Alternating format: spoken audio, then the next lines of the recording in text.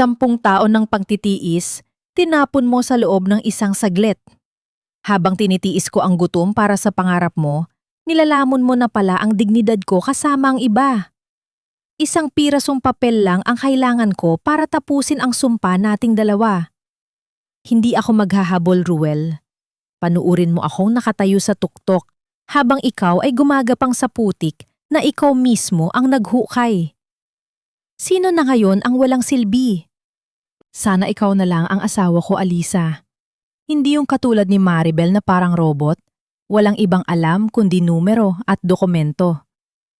Nakakasakal na ang pagiging perpekto niya. Ang mga salitang iyon ay parang mga piraso ng bubog na bumaon sa puso ni Maribel habang nakatayo siya sa likod ng isang malaking haligi sa parking lot ng kumpanya.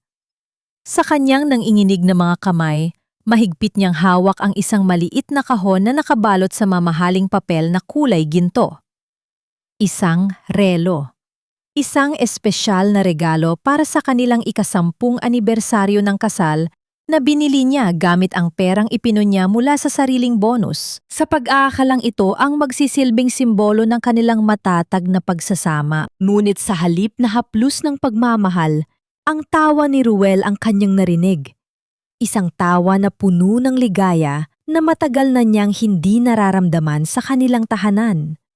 Nakita niya kung paano marahang hinaplos ng kanyang asawa ang pisngi ni Alisa, ang batang empleyado na madalas niyang ipagtanggol noon kapag nagkakamali ito sa mga report. Hayaan mo na siya, Ruel. Baka naman pagod lang sa pag-iisip kung paano ka gagawing CEO. Malanding sagot ni Alisa habang isinusandal ang ulo sa balikat ng lalaki. Pagod. Siya ang pumili niyan. Akala niya siguro sapat na ang katalinuhan para maging masaya ako. Hindi niya alam, mas gusto ko ang babaeng marunong maglambing. Hindi yung amoy kape at lumang folder tuwing gabi. Pinanood ni Maribel ang lahat mula sa kanyang pinagtataguan. Ang bawat haplos, ang bawat nakaw na halik ni Ruel sa noo ni Alisa ay tila mga latay ng latigo sa kanyang kaluluwa. Ang ulan na nagsisimulang pumatak sa semento ay hindi kasing lamig ng dugong dumadaloy sa kanyang mga ugat. Pakiramdam niya ay unti-unting nawawalan ng hangin ang kanyang paligid. Ang kanyang lalamunan ay nanunuyo at ang bawat tibok ng kanyang puso ay tila isang mabigat na martilyo na dumudurog sa kanyang dibdib. 10 taon. 10 taon siyang nanatili sa anino ni Ruel. Siya ang nagsulat ng mga speech nito. Siya ang nag-ayos ng mga financial strategies na nagpataas sa posisyon nito at siya ang nagtiis sa lahat ng hirap para lamang magtagumpay ang lalaking mahal niya. Inakala niya na ang kanilang pagsasama ay isang matibay na kuta na hindi matitibag ng kahit anong bagyo. Ngunit sa isang iglap, na-realize niya na siya lamang pala ang nagtatayo ng kutang iyon, habang si Ruel ay abala sa paghahanap ng ibang masisilungan. Nabitawan ni Maribel ang hawak na kahon. Hindi ito gumawa ng malakas na tunog dahil sa lakas ng buhos ng ulan. Ngunit para sa kanya, ang pagbagsak niyon ay tila isang malakas na pagsabog. Nakita niya ang pagkabasag ng salamin ng relo sa loob ng kahon, katulad ng pagkabasag ng kanyang pagkatao sa mga sandaling iyon. Hindi siya sumigaw. Hindi siya lumapit para sumugod. Ang sakit na nararamdaman niya ay masyadong malalim para madaan sa galit. Ito ay isang uri ng pait na bumabalot sa buong katawan, ginagawa siyang manhid at parang isang estatwa sa gitna ng dilim. Ang kanyang mga mata na dati ay puno ng sigla tuwing nakikita ang asawa, ay tila naging mga bintanang walang tanawin, malamig at walang buhay. Mabilis na pumasok ang dalawa sa loob ng sasakyan. Ang sasakyang siya rin ang nagbayad ng down payment. Nang humarurot ito paalis, isang malakas na tilamsik ng tubig baha ang tumama sa kanyang damit, dahilan upang lalong manginig ang kanyang katawan sa ginaw. Nanatili siyang nakatayo doon, mag-isa sa ilalim ng madilim na langit, habang ang anino ng sasakyan ni Ruel ay tuluyan ng naglaho sa kalsada. Sa katahiminik ng kanyang isipan, isang tanong ang paulit-ulit na umaalingaw-ngaw, mas masakit pa sa anumang sampal na maaari niyang matanggap. Ito ba ang halaga ng isang babaeng nagbigay ng lahat? Ito ba ang katapusan ng aninong inakala kong may liwanag? Bumibigat ang bawat hakbang ni Maribel papasok sa kanilang bahay, tila mga kadenang nakagapos sa kanyang mga paa. Basang-basa siya ng ulan at ang bawat patak ng tubig mula sa kanyang damit ay nag-iiwan ng bakas sa makintab na sahig ng sala. Wala pa siyang lakas upang magpalit ng damit nang salubungin siya ng nakakapasong titig ng kanyang binan na si Doña Consolacion. Nakapamewang ang matanda. Ang kilay ay salubong na salubong habang pinapanood ang nanginginig na balikat ng kanyang manugang. Saan ka ba galing, Maribel? 8:00 na ng gabi. Wala man lang nakahain sa mesa. Ginagawa mo ba akong katulong sa sarili kong pamamahay? Bulyaw ng matanda, ang boses ay matinis at puno ng panghahamak. Sinubukan ni Maribel na magsalita, ngunit tila may bikig sa kanyang lalamunan. Bago pa man siya makasagot, muling dumagsa ang malulupik na salita mula sa kanyang binan. Kaya siguro madalas wala rito ang anak ko dahil sa ganyang itsura mo. Tuyot na tuyot ka na nga, ni hindi mo pa siya mabigyan ng anak. Walang kwentang asawa, pabigat pa sa pamilyang ito. Tumimo ng malalim sa kanyang kalooban ang bawat katagang kanyang narinig. Tila unti-unting binubura ang natitira niyang lakas ng loob. Gayunman, hindi siya nagbigay ng anumang tugon. Mariin na lamang niyang kinuyom ang kanyang mga kamay at pinilit pigilan ang emosyon na gustong kumawala. Tahimik siyang nagtungo sa kusina upang asikasuhin ang hapunan. Inihanda niya ang mga sangkap para sa paboritong putahe ni Ruel at sinimulang ayusin ang mga ito. Ngunit habang abala sa kanyang ginagawa, hindi na niya maitago ang bigat ng kanyang nararamdaman. Isa-isang pumatak ang mga luha mula sa kanyang mga mata, kasabay ng bahagyang panginginig ng kanyang mga kamay. Pilit niyang ikinukubli ang kanyang mga hikbi sa pamamagitan ng paghigpit ng hawak sa kutsilyo. Nang abutin niya ang garapon ng asin, ibinuhos niya ang isang malaking dakot nito sa kumukulong sabaw. Wala siyang pakialam kung umalat man ito ng sobra. Sa bawat butil ng asin na nahuhulog sa kaldero, ibinubuhos niya ang lahat ng pait, galit at pagkasuklam na nag-uumapaw sa kanyang dibdib. Isang tahimik na paghihimagsik ng isang pusong nawasak. Hindi nagtagal ay dumating si Ruel. Pumasok ito na nagluluwag ng kurbata. Ang mukha ay ginagaya ang anyo ng isang lalaking pagod na pagod mula sa paghahanap buhay. Sinalubong siya ni Maribel. Sa paglapit ng kanyang asawa, umalingaw-ngaw sa kanyang pang-amoy ang isang pamilyar at matapang na pabango, ang parehong pabangong ginagamit ni Alisa tuwing pumapasok ito sa opisina. Ruel, dumaan ako sa kumpanya kanina. Mahinang panimula ni Maribel, ang mga mata ay naghahanap ng kahit konting konsensya sa mukha ng lalaki. Nakita ko ang sasakyan mo. May kasama ka. Biglang nagbago ang timpla ng mukha ni Ruel. Ang pagpapanggap nitong pagod ay napalitan ng mariing inis. Ano bang pinagsasasabi mo? Buong araw akong nasa meeting. Nagpapakahirap ako sa trabaho para sa pamilyang ito.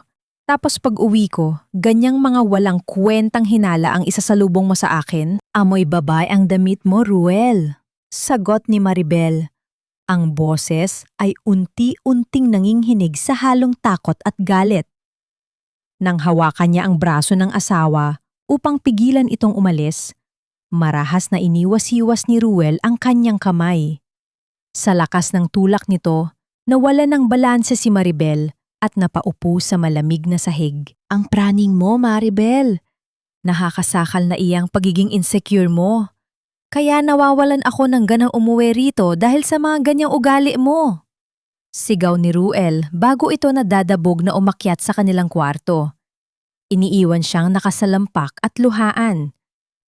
Habang pilit na ibinabango ni Maribel ang sarili mula sa sahig, umabot sa kanyang pandinig ang mahinang boses ni Doña Consolacion mula sa pasilyo ng kusina. May kausap ito sa telpono. Huwag kang mag-alala, Hija. Ako na ang bahala rito. Hinding-hindi niya malalaman ang plano hanggang sa maitransfer na ang titulo. Mag-ingat ka palagi. Ang tinig ng matanda ay puno ng lambing. Isang uri ng pagmamahal na hindi kailanman naranasan ni Maribel mula rito. Sino ang kausap ng kanyang binan na tinatawag nitong Hija? Pagsapit ng lalim ng gabi, muling bumalot ang nakakabinging katahimikan sa loob ng kanilang kwarto. Mahimbing nang natutulog si Ruel habang nakatalikod sa kanya. Nakatitig lamang si Maribel sa kisame, hindi matagpuan ang antok, nang biglang lumiwanag ang screen ng cellphone ng asawa na nakapatong sa mesa sa tabi ng kama. Isang mensahe ang pumasok. Dahil sa liwanag, malinaw na nabasa ni Maribel ang mga salitang nagmula sa pangalang Alisa. Dadalhin ko na ang anak mo sa check-up bukas. Miss na miss ka na namin, Daddy. Tila tumigil ang pag-ikot ng mundo ni Maribel. Ang lahat ng hanging pumapasok sa kanyang baga ay tila naging mga matatalim na bubog. Hindi lang pala pangarap, oras at katapatan niya ang ninakaw sa kanya, kundi pati na rin ang pamilyang matagal na niyang ipinagdarasal na buuin. Ang salitang anak ay tila isang malamig na kamay na sumakal sa lalamunan ni Maribel. Hindi siya makahinga, ngunit wala ni isang luha ang pumatak mula sa kanyang mga mata. Sa sobrang sakit at matinding pagkabigla, tila namanhid ang buo niyang pagkatao. Dahan-dahan siyang bumangon mula sa kama, sinisiguro na hindi magigising ang lalaking mahimbing na natutulog sa kanyang tabi. Ang lalaking hindi lamang nangaliwa, kundi nagtayo ng panibagong pamilya habang walang awang inuubos ang kanyang lakas at kaluluwa. Lumabas siya ng kwarto at nagtungo sa maliit na opisina sa loob ng kanilang bahay. Ang tanghing lugar kung saan niya nararamdaman na siya ay may sariling mundo. Binuksan niya ang lumang vault na nakatago sa likod ng mga makakapal na libro tungkol sa pananalapi. Pilit na kinalma ni Maribel ang panghing-inig ng kanyang mga daliri habang binubuklat ang mga bank statements at passbook na matagal na niyang hindi nasusuri dahil sa buong tiwala niya sa kanyang asawa. Nang tumapat ang kanyang paningin sa pinakabagong pahina ng bank record, tila gumuho ang buong mundo niya sa ikalawang pagkakataon. Ang pondong iniwan ng kanyang yumaong ama, ang perang pinaghirapan nito buong buhay at inilaan para sa kinabukasan sana nila sa oras ng kagipitan, ay simot na simot. Ginamit niya ang laptop upang buksan ang online banking history. Naghahanap ng kasagutan kung saan napunta ang lahat ng pinaghirapan ng kanyang pamilya. Bawat malaking halaga na inilabas nitong mga nakaraang buwan ay may nakakabit na detalyadong account name. Hindi ito napunta sa mga pambayad ng utang o pamuhunan ng kumpanya tulad ng madalas idahilan ni Ruel kapag umuuwi itong nagrereklamo sa mga gastusin. Ang lahat ng pera ng kanyang ama ay dumiretso sa isang private account at ginamit bilang kapital sa isang bagong negosyo na nakapangalan kay Alisa Dizon. Ginamit ng kanyang asawa ang huling pamana ng kanyang pamilya upang itayo ang kaharian ng babaeng sumira sa kanyang tahanan. Tila bumalik ang kanyang gunita ilang taon na ang nakalilipas ng pumanaw ang kanyang mahal na ama. Kinuha ni Maribel ang isang lumang fountain pen mula sa drawer, ang paboritong panulat ng matanda na nagsilbing gabay niya sa tuwing siya ay nawawala ng pag-asa. Naramdaman niya ang malamig na bakal nito sa kanyang palad. Noong nabubuhay pa ang kanyang ama, binuksan nito ang pintuan para kay Ruel nang walang-wala pa ang lalaki at naghahanap pa lamang ng puwang sa mundo ng negosyo. Itinuro ni Maribel sa kanyang sarili na ang pagiging mabuting asawa ay ang pagbibigay ng lahat ng walang hinihinging kapalit, isang tanikala ng tungkulin at utang na loob na tahimik na ibinilanggo siya sa pagiging anino. Ngunit ngayon, habang nakatitig sa mga numerong ninakaw sa kanya, naunawaan niyang ang sobrang kabutihan at pagtitiis ay naging sandata ng mga taong mapagsamantala. Hinaplos niya ang panulat at tahimik na humingi ng tawad sa ama dahil pinahintulutan niyang tapakan sila ng mga taong pinagkatiwalaan nila. Nagsimula nang sumilip ang unang liwanag ng araw sa bintana, naghahatid ng bagong umaga na hindi nakatulad ng dati. Ang pusong dating puno ng pag-ibig at pangunawa ay unti-unting napapalitan ng malamig at kalkuladong determinasyon. Isang plano ang nagsisimulang mabuo sa kanyang isipan nang biglang umilaw ang screen ng kanyang cellphone sa ibabaw ng mesa. Isang tawag mula sa isang hindi pamilyar na international number. ang bumasag sa katahimikan ng madaling araw. Nag-aalangan man ay pinindot niya ang screen upang sagutin ito. Mula sa kabilang linya ay narinig niya ang boses ng isang lalaki. Malalim, formal, at may dalang matinding awtoridad. Nagpakilala itong isa sa mga nangunggunang kinatawa ng Board of Directors mula sa main headquarters sa Cebu. Ang mga sumunod nitong salita ay nagpatigil sa pag-ikot ng kanyang mundo.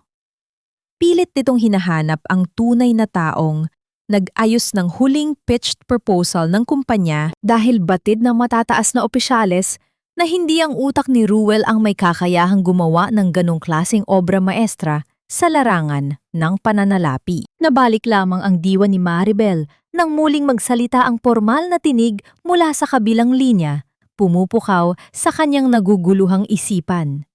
Kinilala ng lalaki ang kanyang sarili bilang Mr. Lorenzo, isa sa mga pinakamataas na opisyal ng kumpanya sa Cebu. Ayon dito, matagal na nilang pinagdududahan ang kakayahan ni Ruel. Ang huling financial model na iprinesenta nito para sa pinakamalaking proyekto ng kumpanya ay masyadong malinis, masyadong perpekto at may kakaibang selyo ng katalinuhan na hindi kailanman nakita sa mga nakaraang trabaho ng kanyang asawa. Alam ng lupon kung sino ang tunay na utak sa likod ng mga numero. At nag-alok ito ng isang lihim na kasunduan na babago sa ihip ng hangin. Huminga ng malalim si Maribel. Sa halip na ipagtanggol ang asawa tulad ng palagi niyang ginagawa, isang malamig na pangako ang binitiwan niya bago ibaba ang tawag. Tinanggap niya ang lihim na posisyon bilang punong tagapayo para sa gaganaping board meeting sa Cebu. Ito ang unang hakbang ng kanyang paglaya. Kinabukasan, matapos umalis ni Ruel at ng kanyang binan para sa kanilang mga lakad, naiwang mag-isa si Maribel sa loob ng malaki ngunit nakakasakal nilang bahay. Hindi siya umiyak. Wala nang luhang natitira para sa mga taong umubos sa kanyang pagkatao. Sa halip, binuksan niya ang kanyang laptop at nagsimulang kumilos. Ang bawat pagpindot niya sa keyboard ay tila pagputol sa mga kadenang matagal nang pumupulupot sa kanyang leeg. Inilipat niya ang mga natitirang personal na pondo sa isang hiwalay at nakatagong account. Kinopya niya ang lahat ng ebidensya ng paglustay ni Ruel sa pondo ng kumpanya at ang paglilipat nito sa mga peking kumpanya na nakapangalan sa kabit nito. At ang pinakamahalaga, binago niya ang access codes ng lahat ng master files para sa proyekto sa Cebu. Kapag dumating ang araw na kailangan ni Ruel ang mga dokumentong iyon, isang blankong pahina lamang ang sasalubong dito. Habang nagliligpit ng mga ebidensya, napadako ang kanyang paningin sa kanyang kaliwang kamay. Ang gintong singsing sa kanyang palasingsingan ay kumikinang sa ilalim ng liwanag ng bintana. Dahan-dahan niya itong hinubad. May naiwang maputlang marka sa kanyang balat, patunay ng 10 taong pagkakakulong sa isang panata na siya lamang ang tumupad. Ipinasok niya ang singsing sa isang maliit na kahon at itinago iyon sa pinakailalim ng kanyang aparador. Kasabay ng pagkawala ng bigat sa kanyang daliri ay ang pagluwag ng kanyang dibdib, isang pambihirang pakiramdam ng kapayapaan na matagal na niyang ninanais. Sa kanyang pagpapatuloy sa pag-aayos ng mga naiwang damit ng asawa, isang gusot na kapirasong papel ang nahulog mula sa bulsa ng paboritong coat ni Ruel. Isa itong resibo mula sa isang mamahaling ospital para sa isang paunang bayad sa VIP maternity suite. Ngunit ang nagpakunot ng kanyang no ay hindi ang pangalan ni Alisa bilang pasyente, kundi ang pangalan na nakasulat sa ilalim ng emergency contact. Hindi Ruel Villamor ang nakalagay doon, kundi isang lalaking naggangalang Dennis Alcantara. Isang katanungan ang umusbong sa kanyang isipan. Sino si Dennis at bakit ito ang pangunahing tatawagan sa oras ng panganganak ni Alisa? Bago pa man niya lubusang mapag-isipan ang kahulugan ng resibo, isang sunod-sunod na pagkatok ang umalingaw-ngaw mula sa harap ng pintuan ng kanilang bahay. Mapilit at tila nagmamadali ang bawat pagdapo ng kamao sa kahoy. Nang buksan niya ang pinto, tila tumigil ang pag-ikot ng kanyang mundo Hindi dahil sa takot, kundi dahil sa labis na kapangahasan ng nakatayo sa kanyang harapan. Nakangiti si Alisa. Suot ang isang mamahaling damit na matagal nang pinapang-arap bilhin ni Maribel, ngunit pinagkaitan niya ang kanyang sarili para makatipid.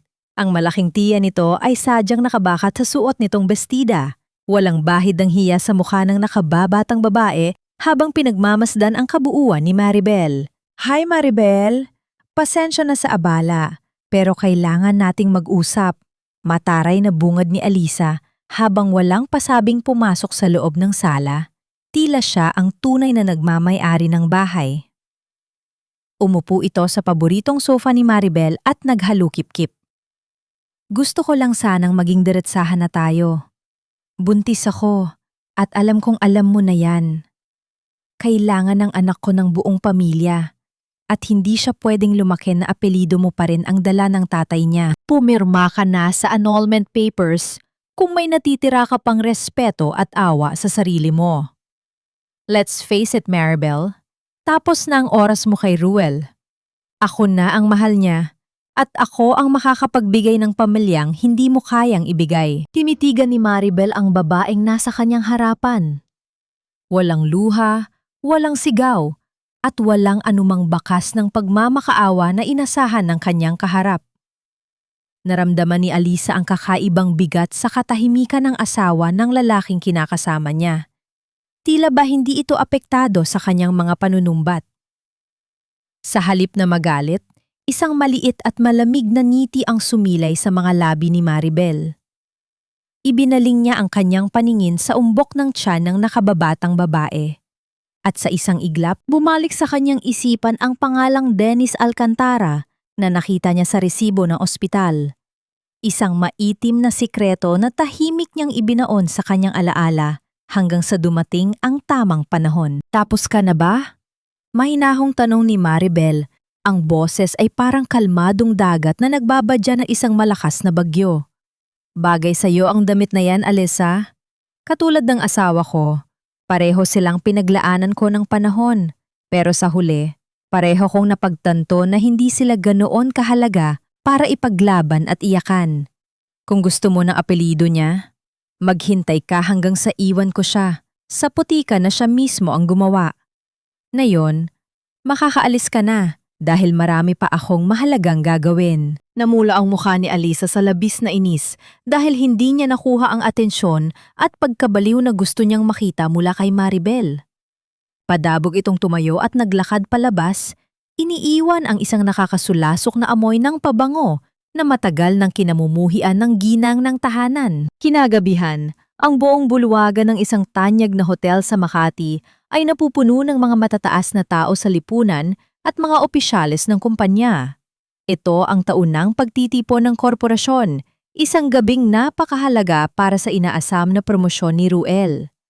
Nakasuot si Maribel ng isang simpleng, ngunit eleganteng itim na bestida, isang kulay na tahimik na nagsisilbing pagluluksa niya sa kanyang namatay na kasal. Nang dumating sila sa entrada, agad na umikot ang kamay ni Ruel sa kanyang baywang, mahigpit at tila puno ng pagmamalaki. Ipinapakita ng kanyang asawa sa lahat ng mga dumalo at sa mga lente ng kamera na sila ay isang perpekto at masayang mag-asawa. Bawat ngiti ni Ruel, bawat matamis nitong bulong sa kanyang tainga para magpanggap sa harap ng mga boss nito, ay tila isang matalim na patalim na lalong humihiwa sa natitirang respeto ni Maribel para sa lalaki. Nang magsimula ang formal na hapunan, magkakasama silang umupo sa isang malaking mesa ng mga ehekutibo. Sa kabilang dulo, hindi kalayuan sa kanila, ay nakaupo si Alisa na nagpapanggap bilang isang inosenteng assistant. Habang pinupuri ng mga kasamahan si Ruel para sa umano'y napakagandang financial proposal nito na magliligtas sa kumpanya, hindi sinasadyang nabitawan ni Maribel ang kanyang serbilyeta. Nang dahan-dahan siyang yumuko upang pulutin ito mula sa sahig, tumambad sa kanyang mga mata ang madilim na katotohanan sa ilalim ng mesa. Ang paa ni Ruel ay pilit na inaabot at pilit na idinidikit sa binti ni Alisa. Ito ay isang nakakadiring patunay ng kanilang kalapastanganan, habang sa ibabaw ng mesa ay nagkukunyari silang hindi magkakilala at nag-uusap tungkol sa trabaho. Umangat ang ulo ni Maribel. Ang kanyang sikmura ay bumaligtad sa labis na pandidiri, ngunit pinanatili niya ang kanyang perpektong ngiti. Tinawag niya ang atensyon ng isang serbidor upang palitan ang kanyang serbilyeta.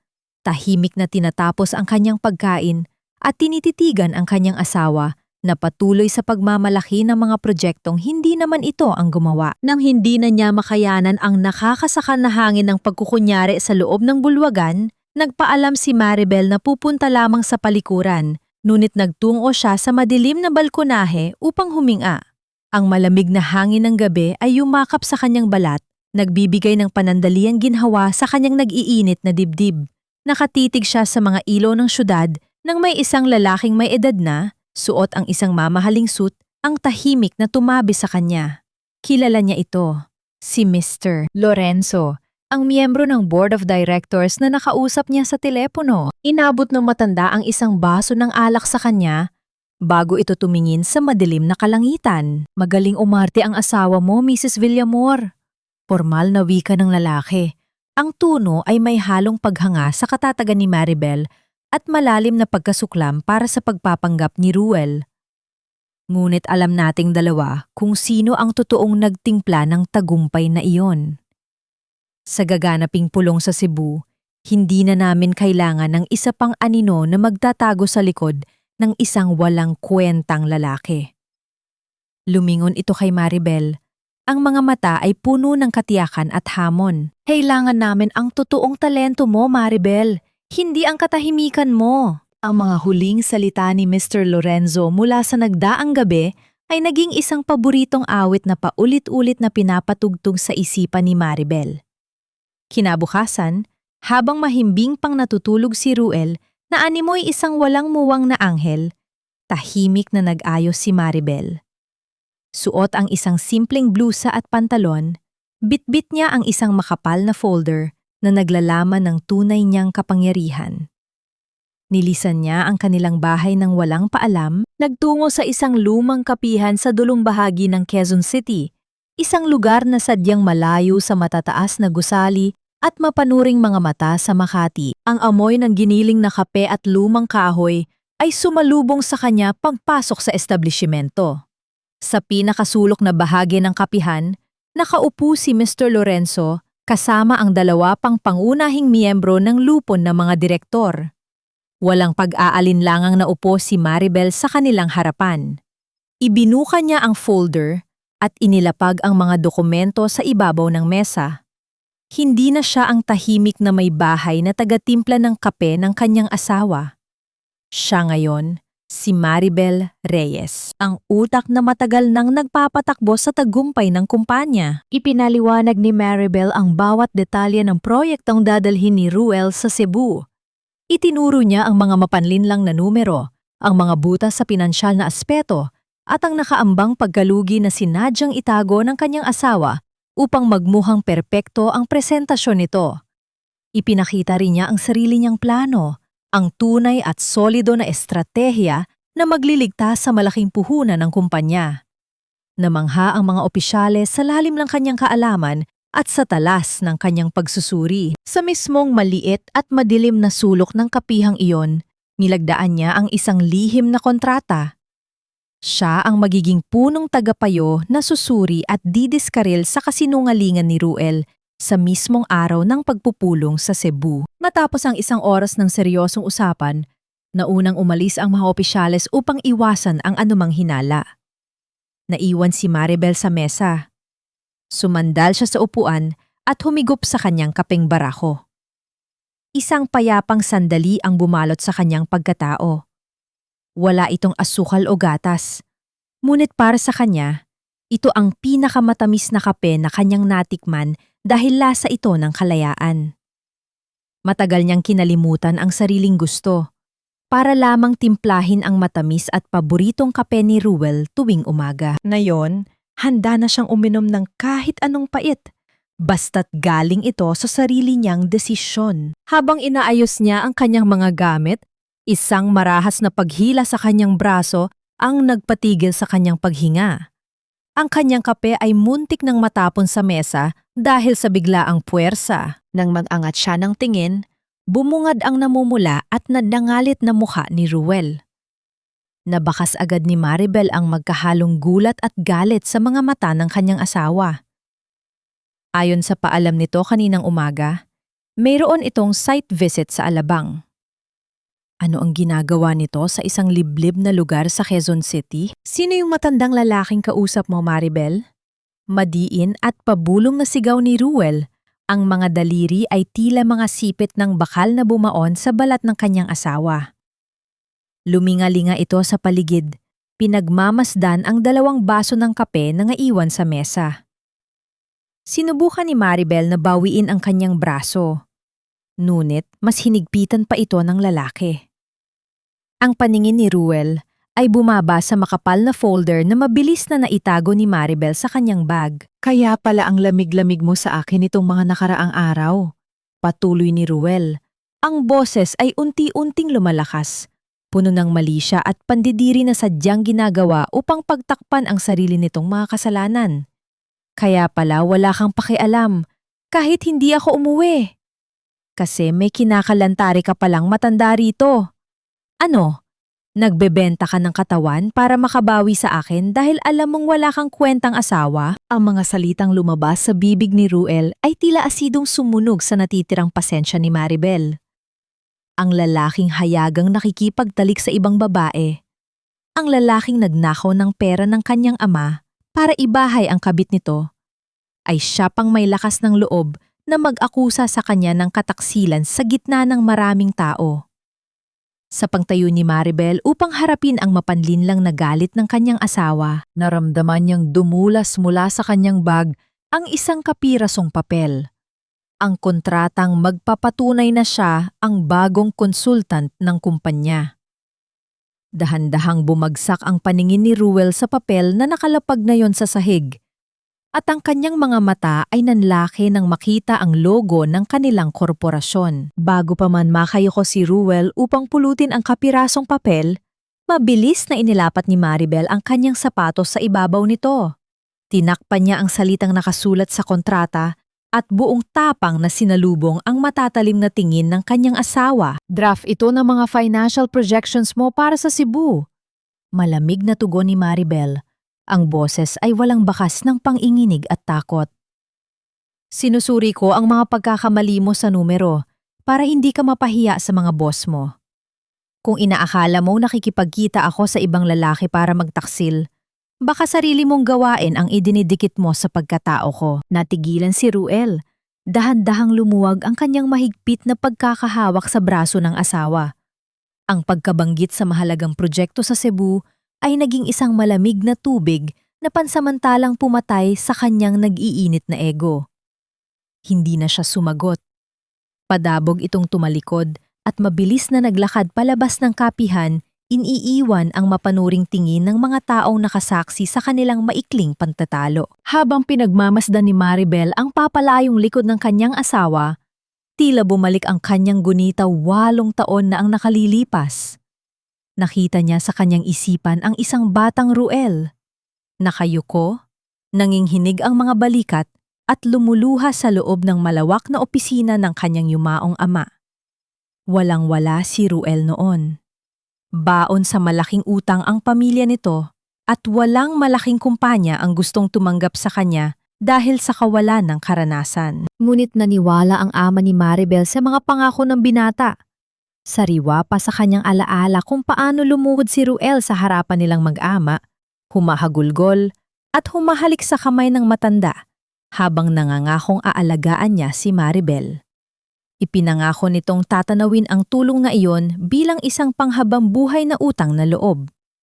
Ang lahat ng iyon ay nauwi lamang pala sa isang mapait at nakakadiring kasinungalingan. Ang mga luhang iyon ay hindi luhang puno ng pasasalamat, kundi luha ng isang taong mapagsamantala na nagugutom sa kapangyarihan at yaman ng iba. Nabalik lamang ang diwa ni Maribel nang maramdaman niya ang init ng araw na tumatama sa kanyang muka paglabas niya ng establishmento. Mabilis siyang umuwi sa kanilang bahay upang simulan ang pagliligpit ng mga natitirang mahahalagang dokumento bago pa man bumalik ang asawa at ang kanyang biyenan. Sa kanyang maingat na paghahanap ng orihinal na titulo ng lupa ng kanilang tahanan, napilitan siyang buksan ang isang nakakandadong kahon ng sapatos na nakatago sa pinakamasikip na bahagi ng aparador ni Ruel. Sa loob nito ay bumungad ang isang makapal na sobre mula sa isang kilalang bangko. Puno ng kaba at masamang kutob, dahan-dahan niyang inilabas ang mga pahina. Isa itong opisyal na kontrata ng pagsasangla. Ang kanilang sariling bahay, ang tanging naiwang pamana na ipinundar ng kanyang ama at ang lugar na inakala niyang magiging saksi sa pagbuo nila ng pamilya ay palihim na isinangla ni Ruel sa napakalaking halaga upang magamit na karagdagang pondo sa negosyo ni Alisa. Ngunit ang tuluyang nagpahinto sa pagtibok ng kanyang puso ay nang ilipat niya ang paningin sa huling pahina ng dokumento. Naroon ang nakaprintang pangalan ni Ruel at sa tabi nito ay ang kanyang sariling pangalan. Sa ibabaw ng kanyang pangalan ay isang malinaw at perpektong pirma na kailanman ay hindi niya isinulat. Ginamit at kinopya ng kanyang asawa ang kanyang lagda upang nakawin ang huling piraso ng kanyang dangal at ipagtabuyan siya sa sarili nitong tahanan lang walang kalaban-laban. Ang malawak na kabahayan ay binalot ng isang mabigat at malamig na katahimikan. Wala si Doña Konsolasyon na maagang umalis upang makipaglaro ng mahjong sa kanyang mga amega. Wala rin si Ruel na nagpaalam kaninang umaga na may dadaluhang mahalagang seminar sa Tagaytay para sa buong weekend. Ngunit alam ni Maribel ang katotohanan. Nakita niya ang kumpirmasyon ng hotel booking sa email ng kanyang asawa. Isang marangyang suite para sa 2 tao, nakapangalan kay Ruel Villamor at Alisa Dizon. Habang nagpapakasasa ang dalawa sa nakaw na sandali, ginamit ni Maribel ang pagkakataong ito upang tuluyan ng putulin ang mga tanikalang gumagapos sa kanya. Kinuha niya ang kanyang lumang maleta mula sa itaas na bahagi ng aparador. Inilabas niya lamang ang mga damit na binili niya mula sa sariling pawis, ang mga paborito niyang blusa, at ang mga lumang litrato ng kanyang yumaong ama. Iniwan niya ang mga mamahaling alahas at mga bestidang ipinasuot lamang sa kanya ni Ruel tuwing may pagtitipon upang magmukhang perpekto ang kanilang pamumuhay sa mata ng ibang tao. Hindi niya kailangan ng mga kasangkapang ginamit lamang upang ikubli ang nabubulok na pundasyon ng kanilang pagsasama. Sa bawat pangtiklop niya ng kanyang mga damit, naramdaman niya ang unti-unting paggaan ng kanyang dibdib na tila ba bawat hibla ng tela na inilalagay niya sa loob ng bagahe ay nagbabalik ng isang piraso ng kanyang nawalang pagkatao. Naglakad siya sa huling pagkakataon sa loob ng bahay na iyon. Tiningnan niya ang kusina kung saan inubos niya ang hindi mabilang na oras sa pagluluto ng paboritong pagkain ng asawa. Tiningnan niya ang sala kung saan madalas siyang kutyain ng kanyang biyenan habang tahimik na nagkukuskos ng sahig. Ang bahay na ito ay hindi kailanman naging isang tahanan. Ito ay naging isang magandang hawla kung saan dahan-dahang pinatay ang kanyang mga pangarap. Ngunit sa halip na umiyak, isang malalim na paghinga ang pinakawalan niya. Tinanggap niya ng buong buo na hindi na siya kabilang sa lugar na ito at hindi kailanman naging sakim ang pagpili sa sarili pagkatapos maubos ng paulit-ulit. Bago siya tuluyang lumabas ng pinto, nagtungo siya sa maliit na opisina ni Ruel. Ito ang altar ng kanyang mga sakripisyo, ang lugar kung saan niya madalas itama ang mga pagkakamali ng asawa upang patuloy itong umangat. Kinuha niya ang isang magandang kahon mula sa estante. Inilabas ang laman nito at ipinatong ang walang lamang lalagyan sa gitna ng makintab na mesa ng lalaki. Kumuha siya ng isang pirasong papel at isilulat ang mga huling salita na nais niyang iwan para sa taong sumira ng kanyang tiwala. Inayos niya ang pagkakapatong ng papel sa ibabaw ng walang lamang kahon. Bit-bit ang kanyang maleta at isang pusong natutong maging matapang mula sa pagkawasak, humakbang siya palabas ng pinto at siniguradong nakasara itong maigi. Nilisan niya ang madilim na bahay patungo sa nag-aabang na sasakyan na magdadala sa kanya sa paliparan habang naiwan sa ibabaw ng mesa ni Ruel ang isang tahimik, ngunit nakakabining mensahe. Nakasaad sa papel ang maikli at malamig niyang paalam. Sana sapat ang laman nito para sa ambisyon mo. Ang maalat ngunit sariwang hangin ng Mactan ay humaplos sa mukha ni Maribel pagbaba niya ng sasakyan sa tapat ng isang tanyag at 5 bituing hotel sa Cebu. Ibang-iba ito sa nakakasakal na simoy ng Maynila. Ibang-iba sa malamig na hangin sa loob ng bahay na matagal niyang tinawag na kulungan. Sa bawat paglanghap niya ng hangin, tila pumasok sa kanyang mga baga ang panibagong lakas. Mainit at magiliw ang pagbati ng mga kawani ng hotel nang salubungin siya ng mga ito. Isang uri ng paggalang na ibinibigay sa isang napakahalagang panauhin. Walang nakakakilala sa kanya rito bilang isang asawang walang silbi o isang manugang na laging minamaliit. Dito, siya ay si Maribel Reyes, ang pinakamahalagang piyesa sa laro ng kapangyarihan at pananalapi. Pumasok siya sa loob ng marangyang suite na ipinahanda mismo ng Board of Directors. Ibinaba niya ang kanyang maliit na bagahe at nagtungo sa harap ng isang napakalaking salamin na nakadikit sa pader ng kwarto. Pinagmasdan niya ang sarili. Nakita niya ang isang babaeng matagal nang nawala. Ang babaeng nakalimutan niyang alagaan dahil naging abala siya sa pag-aalaga ng pangarap ng iba. Nagsimumula siyang mag-ayos. Inilabas niya mula sa kanyang bag ang isang makinis at eleganteng puting suit, isang kasuotan na sumisimbolo sa kalinisan ng kanyang intensyon at sa kapangyarihan ng kanyang pagbabalit. Isinuot niya ito at naramdaman ang pagyakap ng mamahaling tela sa kanyang balat. Nagbibigay ng isang pambihirang pakiramdam ng dangal. Maingat niyang inayos ang kanyang buhok. Hindi na nakatali ng mahigpit na animo laging handang maginis ng bahay, kundi nakalugay at nagpapakita ng kanyang likas na ganda. Bilang huling pag-aayos, kinuha niya ang isang pulang lipstick. Matagal niyang iniwasan ang kulay na ito dahil madalas sabihin ni Ruel na masyado itong nakakaagaw ng pansin para sa isang simpleng may bahay. Ngunit na yon, habang pinapahira niya ang kanyang mga labi ng matapang na kulay, naramdaman niya ang tuluyang pagguho ng anino na matagal lang tumatakip sa kanyang liwanag. Wala na ang martir na asawa. Ang nakatayo ngayon sa harap ng salamin ay isang reyna na handang bawiin ang kanyang trono. Ang tahimik na paggalaw ng kanyang telepono sa ibabaw ng salaming mesa ay nagpapahiwatig ng isang papasok na mensahe. Kasunod nito ay ang sunod-sunod na pag-ilaw ng screen na tila nagmamakaawa para sa kanyang atensyon. Nilapitan ito ni Maribel at kalmadong tiningnan ang mga nakarehistro sa screen. 45 missed calls, 30 mensahe. Lahat ay nagmula kay Ruel. Ayon sa schedule na alam ni Maribel, bukas pa ang lipad ni Ruel patungo Cebu. Tiyak nakakatapos lamang ng weekend getaway nito kasama si Alyssa. At malamang nakasalukuyan na itong naghahanda para sa huling pagsusuri ng kanyang presentasyon bukas. Inasahan na ni Maribel ang sandaling ito. Muling nag-ilaw ang screen at lumabas ang pangalan ng kanyang asawa. Sa halip na ibaba ang tawag, dahan-dahang hinaplos ni Maribel ang screen upang sagutin ito. Hindi siya nagsalita. Pinakinggan lamang niya ang kabilang linya. "Maribel, nasaan ka? Bakit hindi ka umuwi?" Ang boses ni Ruel ay mabilis, nangkinginig at malinaw na binalot ng matinding gulat.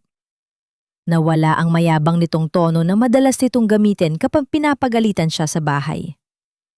"Maribel, sumagot ka! Nasa opisina ako ngayon. Bakit blanko ang lahat ng master file sa laptop ko? Nasaan ang mga financial projections natin para sa Cebu? Hindi ko mabuksan ang mga folders. Maribel, parang awa mo na.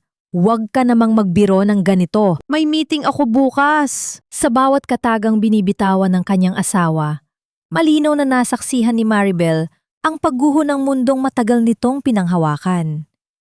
Unti-unti nang nawawala ang mga dahilan at paliwanag na dati nitong naitatago sa likod ng iba. Wala na itong masandalan sa oras ng pagkakamali at wala nang sasalos sa mga responsibilidad na matagal nitong iniiwasan. Tahimik siyang nakinig habang ang lalaking nasa kanyang harapan ay nahaharap sa bigat ng sariling mga desisyon. Tila ngayon lamang, lubos na nauunawaan ang mga bunga ng mga ito. Isang matipid at malamig na ngiti ang sumilay sa mapupulang labi ni Maribel bago siya bumitiw ng isang maikling pahayag, sapat na upang tuluyang basagin ang natitirang pag-asa ng lalaki. Ang mga numerong hinahanap mo ay pagmamay-ari ng utak na madalas mong maliitin, Ruel. Subukan mong ipresenta ang sarili mong hangin. Bago pa man makasagot ang nag-iiyak na boses sa kabilang linya, tuluyan ng pinutol ni Maribel ang tawag. Iniwan niyang nakapatay ang telpono sa ibabaw ng mesa. Handa na siya para sa gabi ng paghuhukom. Ang malawak na lobby ng hotel sa Cebu ay tila isang dagat ng nagniningning na marmol at malalaking chandelier na nagbibigay ng marangyang liwanag sa paligid. Habang naglalakad si Maribel patungo sa lobby cafe, naramdaman niya ang mga mata ng mga tao na sumusulod sa kanyang bawat hakbang. Hindi na siya ang babaeng nakayuko. Ang kanyang bawat paggalaw ay puno ng otoridad at dahan-dahang kumpiyansa. Umupo siya sa isang sulok malapit sa malalaking binta ng salamin na tinatamaan ng huling sinag ng araw mula sa dagat. Maribel, ikaw na ba talaga yan? Isang malalim at pamilyar na boses ang bumasag sa kanyang pag-iisip. Nag-amat siya ng tingin at nakita ang isang lalaking may katandaan na ngunit bakas pa rin ang tikas at talino sa kanyang mukha. Si Attorney Julian. Siya ang pinakamatalik na kaibigan ng kanyang yumaong ama at ang tanging taong nakakaalam ng lahat ng sakripisyo ni Maribel para kay Ruel. Ang abogado ay lumapit at naupo sa kanyang harapan. Ang kanyang mga mata ay puno ng paghanga at bahagyang lungkot. Narinig ko ang lahat, Hiya. Ang mga ginawa ni Ruel sa kumpanya at sa mga dokumento ng iyong ama. Mahinang wika ni Julian habang inilalapag ang isang itim na briefcase sa ibabaw ng mesa. Huwag kang mag-alala. Nakahanda na ang lahat ng ebidensya para sa kasong falsification of documents at estafa. Ang pirma mong pinik niya ay magiging mitsa ng kanyang pagbagsak. Hinawakan ni Maribel ang kamay ng matanda. Salamat, Tito Julian. Gusto ko lang bawiin ang sa akin. Hindi dahil sa galit, kundi dahil kailangan na niyang matutunan kung anong halaga ng mga bagay na tinatapon niya. Ang kanilang tahimik na sandali ay nabura ng bumukas ang malaking pinto ng hotel. Mula sa malayo, nakita ni Maribel ang pagpasok ni Ruel at Alisa. Si Ruel ay mukhang lantang gulay. Magulo ang buhok, ang coat ay hindi maayos ang pagkakabutones, at ang kanyang mga mata ay tila laging may hinahanap na hindi matagpuan.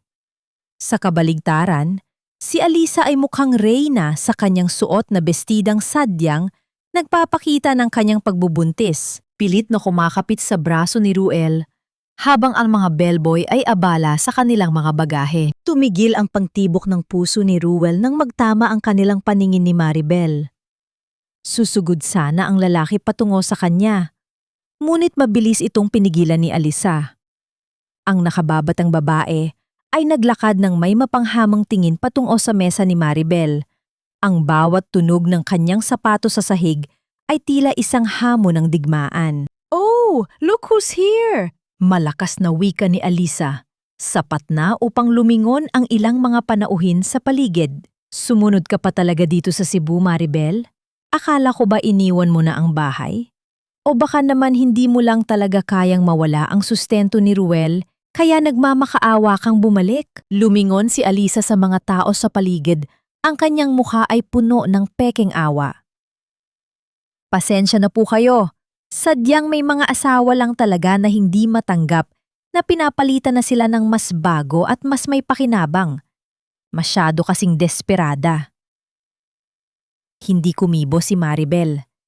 Nanatili siyang nakaupo ng tuwid, ang kanyang mukha ay parang isang kalmadong estatwa habang tinititigan ang babaeng walang tigil sa paggawa ng eksena. Ngunit ang katahimikang ito ay lalong nagpainit sa ulo ni Alisa. "Ano? Napipi ka na? Bakit hindi mo sabihin sa lahat kung paano mo ninakaw ang mga files ni Ruel dahil lang sa selos?" Sigaw ni Alisa habang pilit na inilalapit ang kanyang mukha kay Maribel.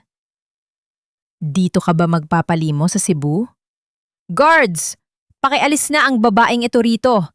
Nakakasira ng mood ng mga totoong bisita. Ang bawat salitang lumalabas sa bibig ni Alisa ay tila isang malakas na hiyaw na umalingaw-ngaw sa malawak na lobby, dahilan upang ang lahat ng mga panauhin ay huminto sa kanilang paglalakad at magsimulang magbulungan. Ngunit bago pa man makalapit ang mga gwardiya na tinatawag ng dalaga, isang matikas na lalaki na suot ang uniforme ng hotel management ang mabilis na naglakad patungo sa kanilang kinaroroonan. Miss Dizon, maari po bang pakihinaan ang inyong boses? Nakakaabala na po kayo sa ibang mga bisita. Formal at may autoridad na wika ng manager. Manager, buti dumating ka. Alisin niyo ang babaeng ito rito. She's harassing us. Wala siyang karapatang manatili sa hotel na ito. Turo ni Alisa kay Maribel habang nanginginig ang kanyang daliri sa galit. Tumingin ang manager kay Maribel at sa halip na itaboy ito, dahan-dahan siyang yumuko bilang tanda ng malalim na paggalang. Magandang gabi, Miss Reyes. Ikinalulungkot po namin ang abalang ito. Handa na po ang inyong upuan sa VIP area para sa gala mamaya. Gusto niyo po bang ipahatid na namin ang inyong mga gamit sa penthouse suite? Tila binuhusan ng napakalamig na tubig si Alisa. Maging si Ruel na nakatayo sa likuran ay hindi nakakilos sa labis na pagkabigla. Ang penthouse suite ay ang pinakamahal na kwarto sa buong hotel. Ang lugar na inilalaan lamang para sa mga pinakamataas na opisyales at espesyal na panauhin ng kumpanya. Paano ang asawa niyang inakala niyang naghihirap ay doon mananatili? Salamat, manager. Pakidala na lang ang mga gamit ko sa taas. Mahinahong sagot ni Maribel. Binalingan niya ang dalawa sa huling pagkakataon bago siya tumalikod. Alisa, ang tunay na bisita ay hindi kailangang sumigaw para mapansin. At Ruel, ayusin mo ang iyong sarili. Mukhang kailangan mo ng maraming lakas para sa gabing ito. Lumipas ang ilang oras at ang gabi ay tuluyan ng bumalot sa lungsod ng Cebu. Ang grand ballroom ng hotel ay tila naging isang palasyo ng ginto at kristal. Ang bawat tugtog ng biyulin ay tila isang matamis na himig na humahaplos sa pandinig ng mga dumalo. Ang bawat pagtama ng mga basong kristal ay lumilihan ng isang marilag na musika ng tagumpay at kapangyarihan. Nasa loob na ng ballroom sina Ruel at Alisa. Suot ni Ruel ang kanyang pinakamahal na suit, ngunit bakas sa kanyang noo ang butil-butil na pawis. Patuloy siya sa pakikipagkamay sa mga investors, pilit na ipinapaliwanag na ang kanyang laptop ay nagkaroon lamang ng maliit na technical glitch, ngunit handa na ang kanyang presentasyon bukas. Ang bawat tawa niya ay pilit at ang bawat salitang lumalabas sa kanyang bibig ay punong-puno ng kaba na pilit niyang itinatago sa likod ng kayabangan. Don't worry everyone, ang business strategy na ginawa ko ay revolusyonaryo.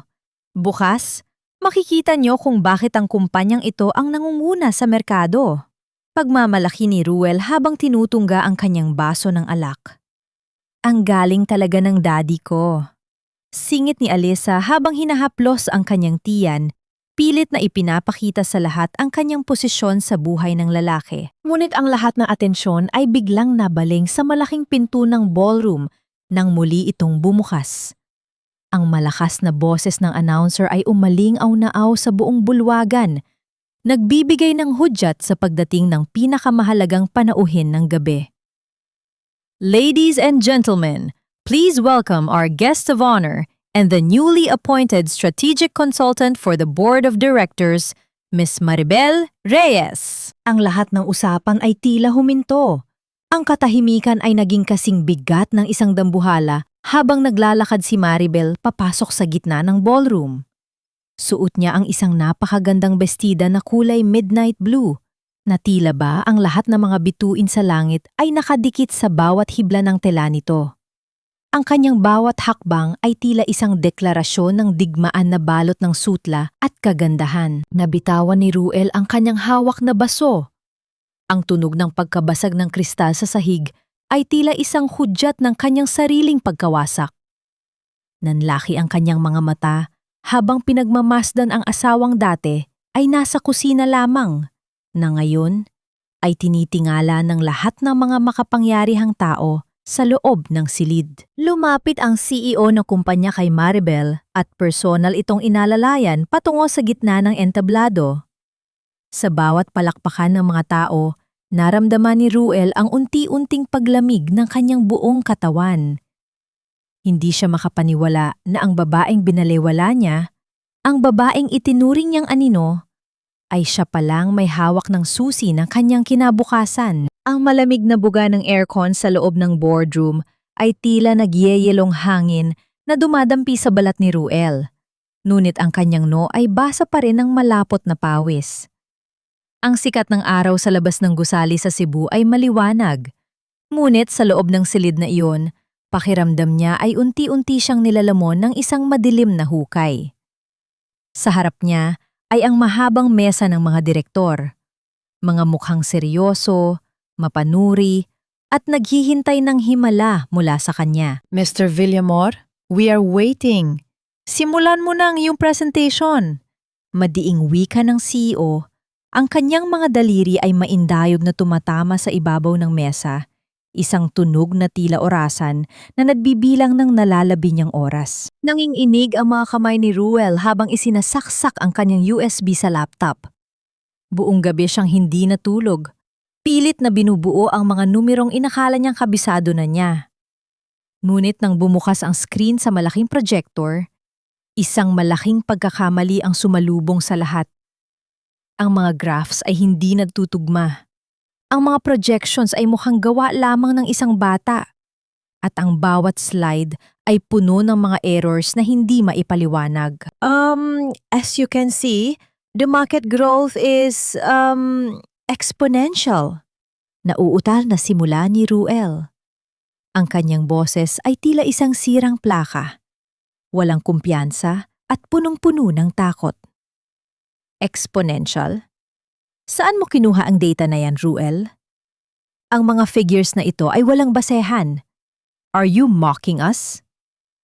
Ang boses ni Mr. Lorenzo ay parang isang matalim na kidlat na bumasag sa katahimikan. Dahil sa matinding pressure, ang desperasyon ni Ruel ay lumabas sa maling paraan. Lumingon siya sa sulok kung saan tahimik na nakaupo si Maribel kasama ang iba pang mga consultant. Itinuro niya ang kanyang asawa. Ang kanyang mukha ay balot ng galit at paninisi. Sinasabotahe ako ng asawa ko.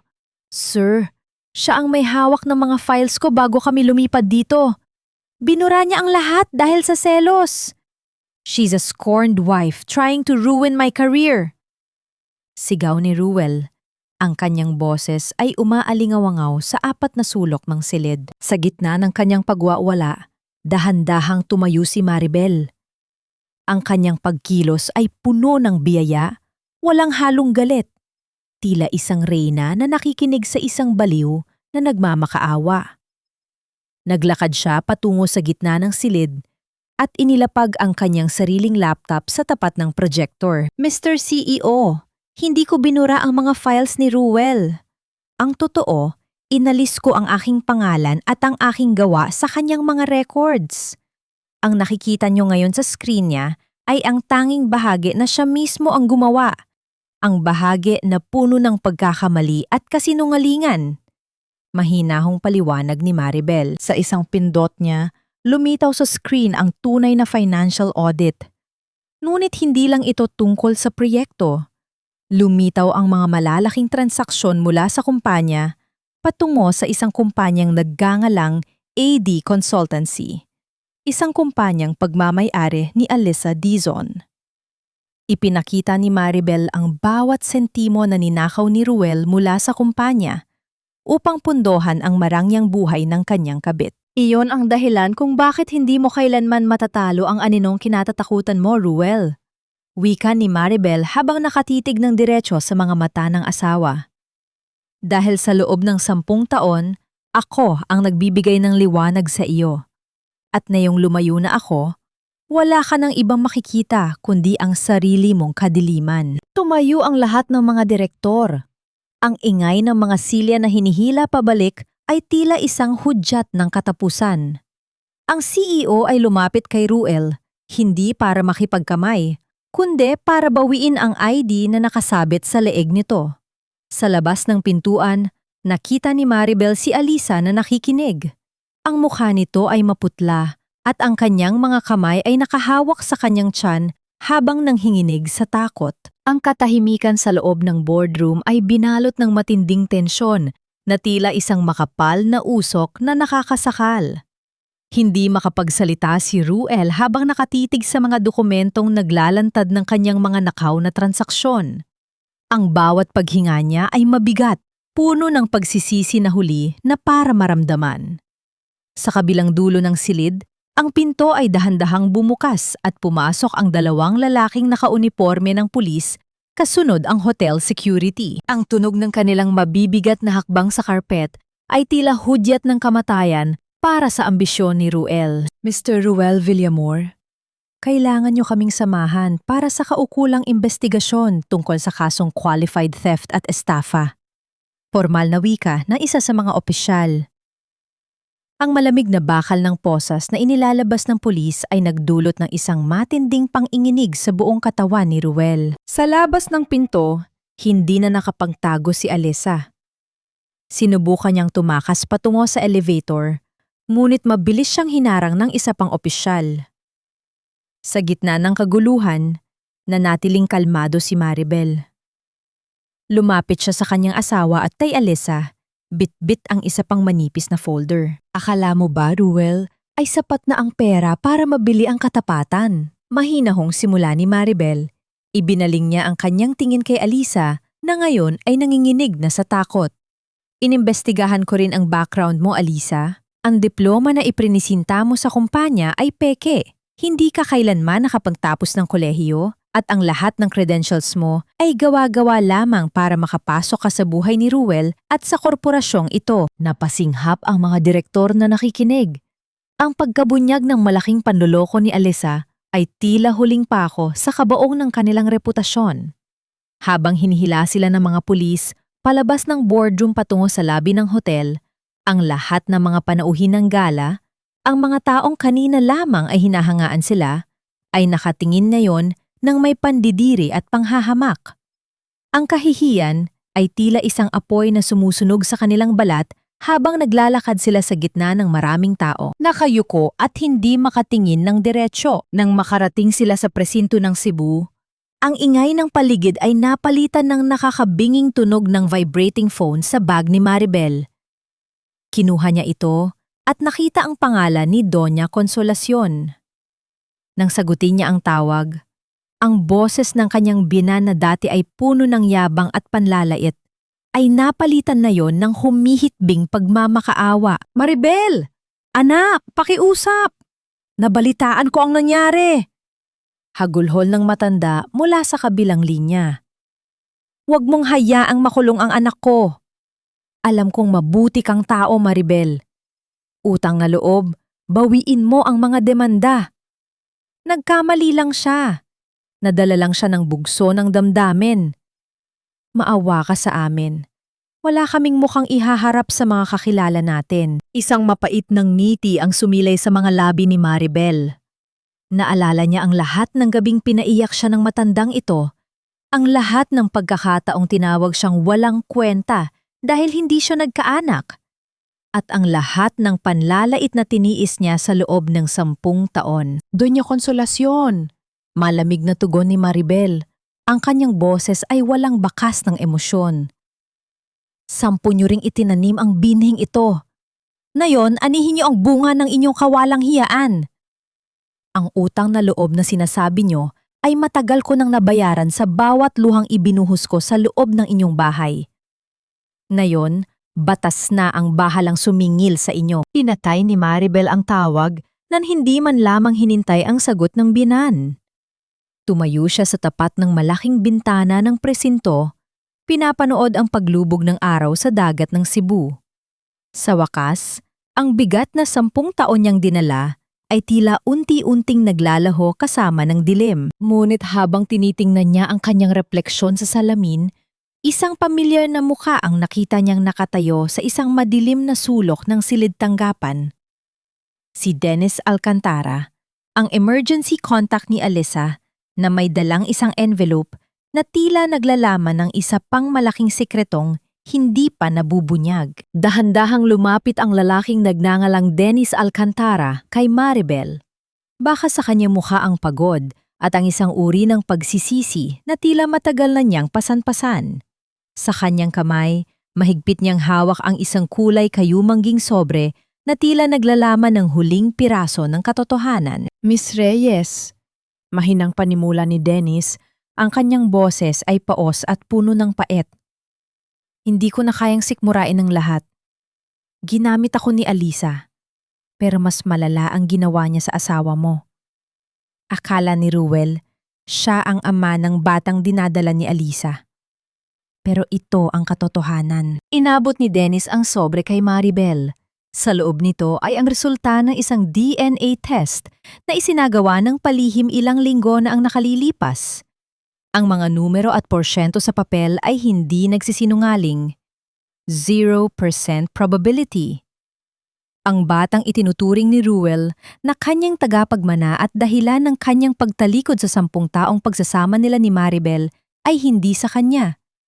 Ito ay anak ni Dennis, ang lalaking matagal nang kinakasama ni Alyssa bago pa man ito makuha ang atensyon ni Ruel. Isang maikling buntong hininga ang pinakawala ni Maribel. Walang gulat, walang galit. Isang malalim na awa lamang para sa lalaking inakala niyang matalino, pero naging bulag sa sarili nitong kahalayan. Salamat, Dennis. Maari ka nang umalis. Tugon ni Maribel bago siya naglakad patungo sa silid interogasyon kung saan nakakulong si Ruel. Ang tunay na amoy ng presento, ang amoy ng lumang bakal, alikabok at malamig na semento ay sumalubong kay Maribel nang pumasok siya sa loob. Sa gitna ng silid, nakaupo si Ruel sa isang matigas na silyang kahoy. Ang kanyang mamahaling suit ay gusot-gusot na, ang kanyang buhok ay tila hindi na nasuklay, at ang kanyang mga mata ay nanglalabo sa labis na pag-iyak at puyat. Nang makita niya si Maribel, tila biglang nabuhay ang isang mitsa ng pag-asa sa kanyang mukha. Maribel! Alam ko, pupunta ka! Alam kong hindi mo ako matitiis! Sigaw ni Ruel habang pilit na inaabot ang kamay ng asawa sa ibabaw ng mesa. Patawarin mo ako, Maribel. Nagkamali ako, nadala lang ako ni Alyssa. Pero mahal kita.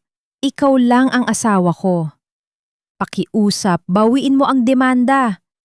Isipin mo ang 10 taon natin. Isipin mo ang pamilyang bubuuin natin kasama ang anak ko. Anak mo? Pagputol ni Maribel sa usapan, ang kanyang boses ay kasing lamig ng semento sa ilalim ng kanilang mga paa.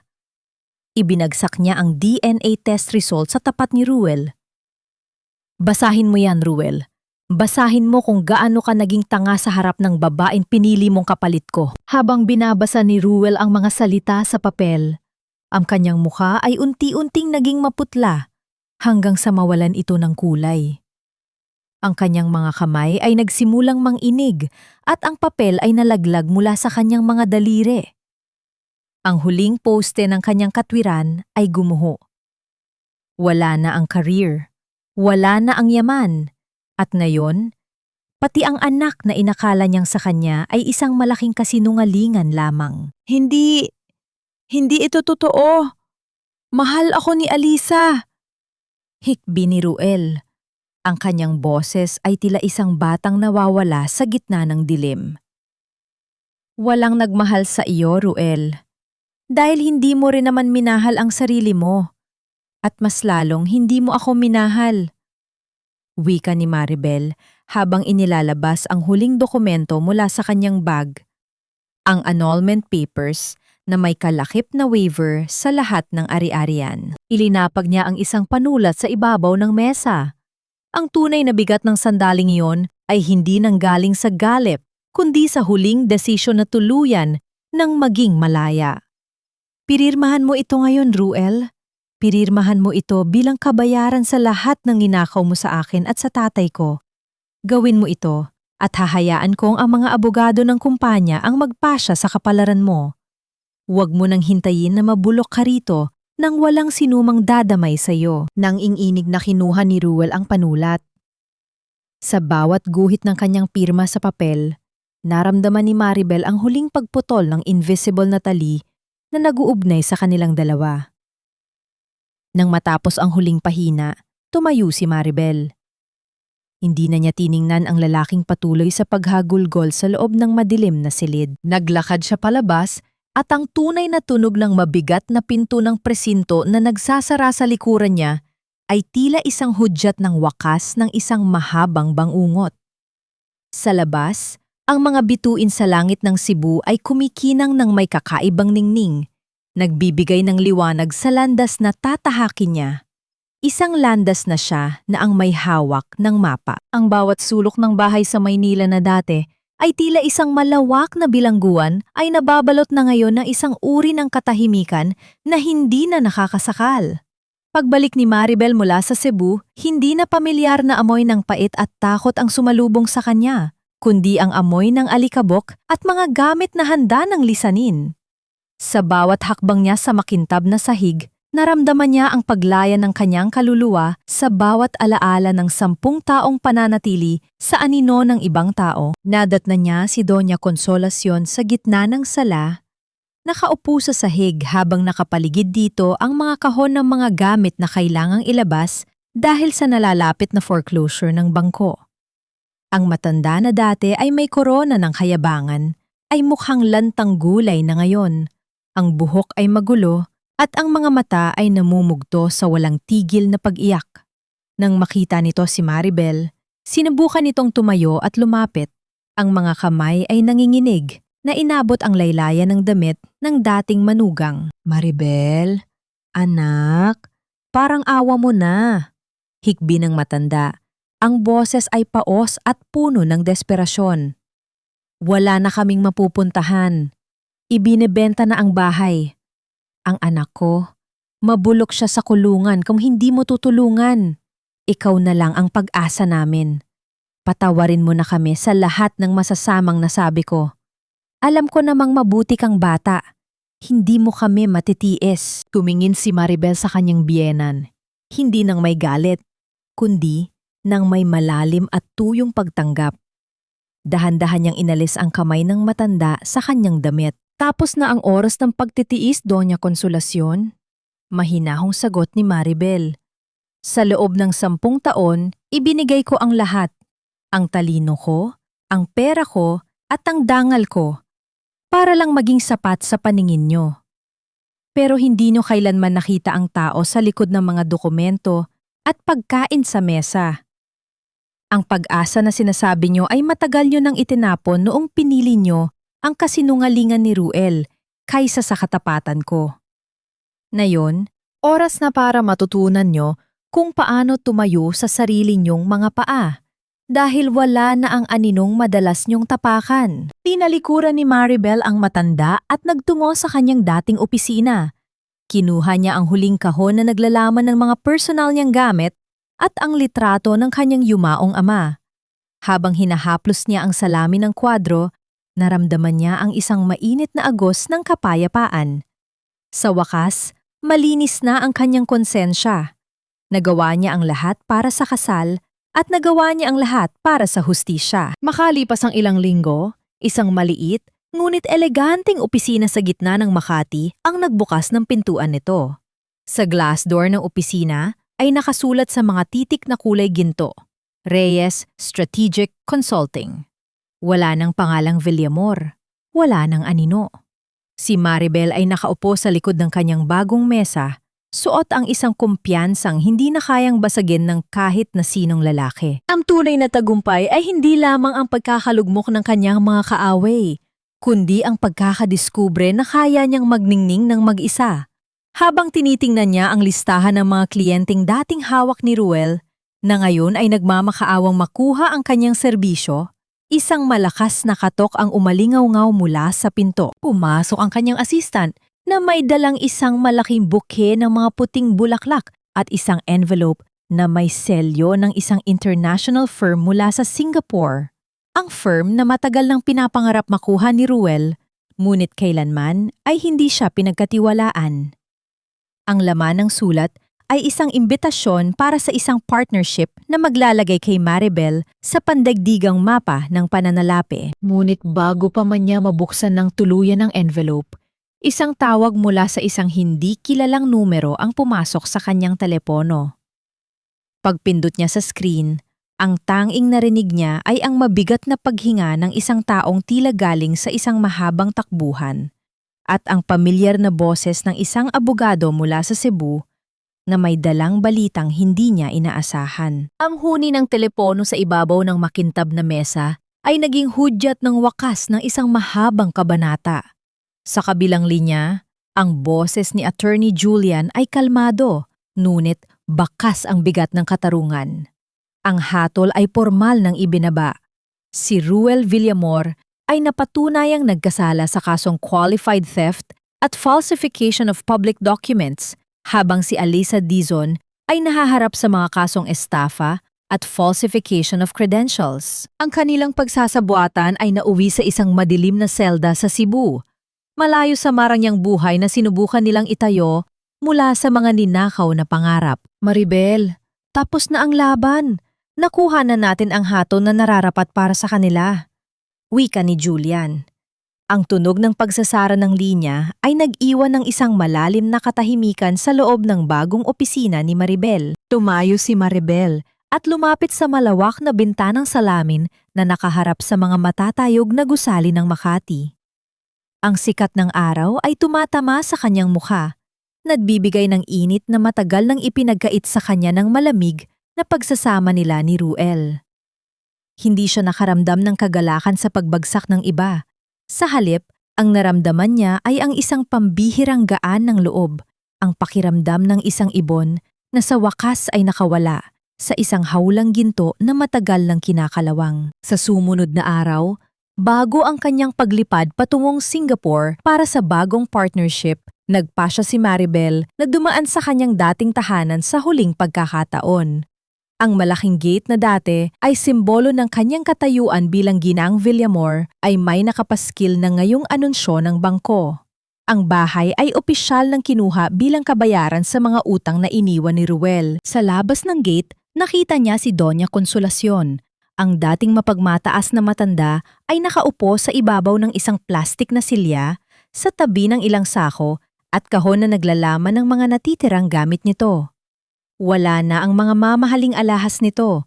Wala na ang kanyang mga kaibigang Amega na tanging sa karangyaan lamang nakasandal. Ang mukha nito ay tila isang tuyot na lupa na hindi na dinadaluyan ng kahit anong pag-asa. Nang huminto ang sasakyan ni Maribel, nag-angat ng tingin ang matanda. Walang galit sa mga mata ni Maribel, tanging isang malalim na awa para sa isang taong hindi kailanman natutong magmahal ng totoo. Hindi na bumaba si Maribel. Sa halip, ibinigay niya sa kanyang driver ang isang envelope na naglalaman ng sapat na halaga upang makahanap ang matanda ng isang maliit na matitirhan at makapagsimula ng simpleng buhay. Ito ay hindi utang na loob, kundi isang huling handog ng isang pusong nahanap na ang kapayapaan sa gitna ng bagyo. Habang umaandar ang sasakyan palayo, pinagbasda ni Maribel ang bahay sa rearview mirror hanggang sa maglaho ito sa kanyang paningin. Ang bawat laryo ng bahay na iyon ay saksi sa kanyang mga hikbi. Ngunit na iyon, ang bawat hakbang niya ay saksi sa kanyang muling pagkabuhay. Nakararating siya sa paliparan ng Manila nang may kakaibang ningning sa kanyang mga mata. Sa gitna ng maraming tao, naglalakad siya ng may taasno, bit-bit ang isang pasaporte na hindi lamang dokumento ng paglalakbay, kundi patunay ng kanyang bagong pagkakakilanlan. Ang pangalang Maribel Reyes ay muling nabuo, mas matatag, mas matalino, at higit sa lahat, malaya. Pag-upo niya sa loob ng eroplano, kinuha niya ang isang lumang litrato ng kanyang ama mula sa kanyang pitaka. "Papa, nabawi ko na ang lahat. Hindi na ako anino lang." Bulong niya sa sarili habang ang makina ng eroplano ay nagsisimulang lumikha ng isang malakas na tunog ng paglipad. Habang unti-unting umaangat ang eroplano patungo sa mga ulap, Nakatingin si Maribel sa ibaba, sa mga ilaw ng lungsod na tila mga maliliit na bituin. Ang kanyang puso ay punong-puno ng pag-asa. Alam niyang sa kanyang paglapag sa Singapore, hindi na siya ang babaeng nasaktan, kundi ang babaeng natutong gamitin ang bawat piraso ng kanyang pagkawasak upang bumuo ng isang obra maestra. Ang anino ng tagumpay ay tuluyan ng naglaho dahil siya na mismo ang nagsisilbing liwanag sa sarili niyang buhay. Lumipas ang isang buong taon na tila isang mabilis na panikot ng mga pahina ng isang makapal na libro. Sa loob ng isang pribadong hardin sa tuktok ng isang gusali sa Singapore, nakatayo si Maribel habang pinapanood ang dahan-dahang paglubog ng araw. Ang langit ay binalot ng mga kulay ng lila at kahel, isang tanawin na tila isang napakagandang pintura na sumasalamin sa kapayapaang namamayani ngayon sa kanyang puso. Ang malamig na simoy ng hangin ay humahaplos sa kanyang mukha. Ngunit hindi na ito nagdadala ng pang-inginig ng takot, kundi ang ginhawa ng isang taong sa wakas ay nakauwi na sa kanyang sarili. Ang kanyang kumpanya, ang Rhea Strategic Consulting, ay naging isa sa mga pinakarespetadong pangalan sa industriya. Ngunit higit sa material na tagumpay, ang tunay na kayamanan ni Maribel ay ang katahimikan ng kanyang isipan tuwing gabi. Wala na ang mabigat na kaba sa kanyang dibdib. Wala na ang pag-aalinlangan kung siya ba ay sapat para sa ibang tao. Natutunan niyang ang pagmamahal sa sarili ay hindi isang kasalanan, kundi isang pundasyon upang tunay na makapagbigay ng liwanag sa iba. Sa kanyang huling balita mula sa Pilipinas sa pamamagitan ni Attorney Julian, nananatili pa rin si Ruel sa loob ng bilangguan. Ayon sa abogado, ang dating mapagmataas na lalaki ay isa na lamang anino ng kanyang nakaraan, laging nakatiting sa kawalan, at tila hinahanap ang boses na dati ay laging nagtatama ng kanyang mga pagkakamali. Si Alyssa naman ay nagsisilbi rin ng kanyang hatol habang ang kanyang anak ay nasa pangangalaga na ng pamilya ni Dennis Alcantara. Si Doña Consolacion ay naninirahan na sa isang tahimik na probinsya, namumuhay ng payak at malayo sa ingay ng lipunang dati, ay pilit niyang kinakapitan. Napangiti ng bahagya si Maribel habang hinahawakan ang kanyang tasa ng tsaa. Tinanong niya ang sarili kung napatawad na ba niya ang mga ito. Ang sagot ay hindi isang mabilis na oo, kundi isang proseso ng pagpapalaya. Napatawad na niya ang kanyang sarili sa pananatili ng matagal sa isang relasyong umubos sa kanya. At sa pagpapatawad na yon, ang galit niya kay Ruel at sa kanyang biyenan ay unti-unting naging isang tuyot na dahon na tinangay na ng hangin. Wala na silang kapangyarihan na saktan siya dahil wala na silang puwang sa kanyang kasalukuyan. Natagpuan na ni Maribel ang tunay na bin-in, ang kapayapaang hindi nakadepende sa presensya ng isang lalaki, kundi sa lakas ng kanyang sariling paninindigan. Ang bawat luhang ibinuhos niya noon ay naging pataba sa lupang kinatatayuan niya ngayon, nagpapatubo ng mga pangarap na siya na mismo ang nagdidilig. Ang aral na nais niyang iwan sa bawat babaeng nakikinig sa kanyang kwento ay simple lamang. Huwag mong hayaang maging anino ka lang sa tagumpay ng iba. Ang bawat isa ay may sariling liwanag at hindi mo kailangang patayin ang sarili mong ningning para lamang kuminang ang ibang tao. Ang tunay na katapatan ay nagsisimula sa katapatan sa sariling halaga. Habang ang dilim ay unti-unting bumabalot sa paligid at ang mga ilaw ng Singapore ay nagsisimulang magningning, inilapag ni Maribel ang kanyang tasa. Huminga siya ng malalim at tumingin sa hinaharap ng may matamis na ngiti. Ang kwento ng anino ay tapos na.